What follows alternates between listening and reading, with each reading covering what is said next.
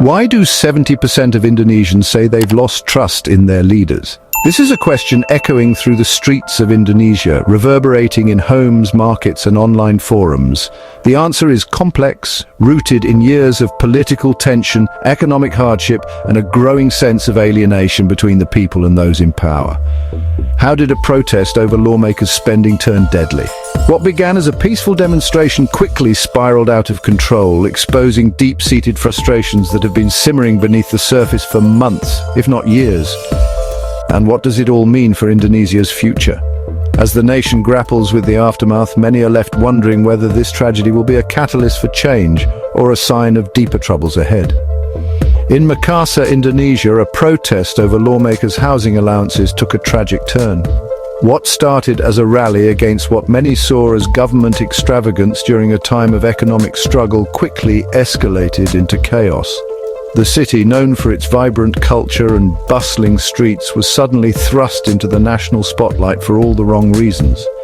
Demonstrators, outraged by what they saw as government excess during tough economic times, stormed the local parliament building. The anger was palpable. Shouts echoed through the air as protesters demanded answers and accountability from their elected officials. Many carried signs denouncing corruption and calling for justice, while others simply wanted their voices to be heard after years of feeling ignored.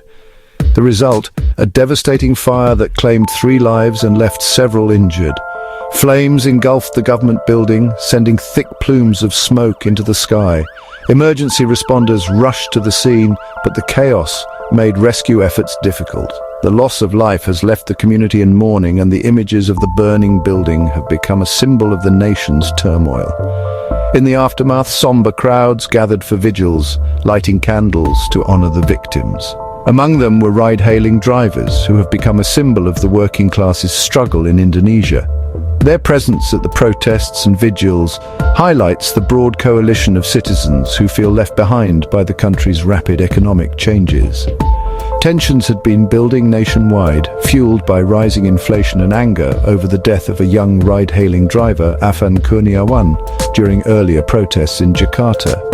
His death became a rallying cry for many Indonesians who saw it as evidence of the government's indifference to the struggles of ordinary people. The cost of living has soared, wages have stagnated, and many feel that their leaders are more concerned with their own comfort than with the well-being of the nation. Many Indonesians saw these events as symbols of a growing disconnect between citizens and those in power. The protests were not just about one policy or one incident, they were about a broader sense of injustice and a demand for respect and dignity. People from all walks of life, young and old, urban and rural, have joined together to call for change. The unrest in Makassar quickly spread to other cities. In Jakarta, Bandung and Surabaya, thousands took to the streets, inspired by the courage of the Makassar protesters and united by a shared sense of frustration.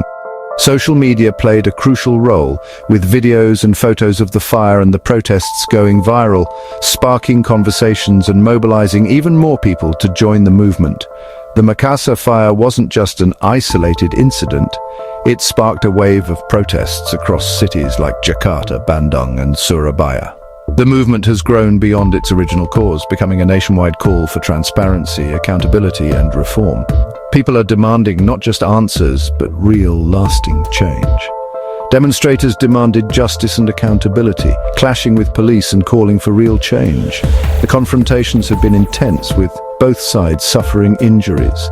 Protesters have accused the police of using excessive force, while authorities claim they are simply trying to maintain order. The tension in the air is palpable and the outcome remains uncertain. In the wake of the violence, government officials have scrambled to respond. Several police officers have been detained as part of a promised transparent investigation, and press conferences have been held to reassure the public that justice will be served. But for many Indonesians, these promises ring hollow, as similar assurances have been made in the past with little to show for it. In response, the government promised a transparent investigation, while several officers were taken into custody. The authorities have also pledged to review the policies that sparked the protests in the first place, but skepticism remains high. Many are watching closely to see if this time will be different, or if the cycle of protest and disappointment will continue. President Prabowo Subianto faces mounting pressure to address both public anger and the country's economic challenges. His administration is at a crossroads, with the eyes of the nation and the world watching to see how he will respond. Will he listen to the voices of the people, or will he double down on the status quo? The country is deeply divided. Some believe that the protests are necessary to force change, while others worry that the unrest will only lead to more violence and instability. Families and friends are debating passionately, and the sense of uncertainty is growing. Will this tragedy force real reform or deepen the divide? The coming weeks and months will be critical in determining Indonesia's path forward. The choices made now will shape the nation's future for years to come. As Indonesians continue to voice their opinions online and in the streets, the world is watching. What happens next in Makassar and across Indonesia will be a test of the country's democracy and its leaders' willingness to listen. Share your thoughts in the comments and subscribe for more in-depth coverage of global events.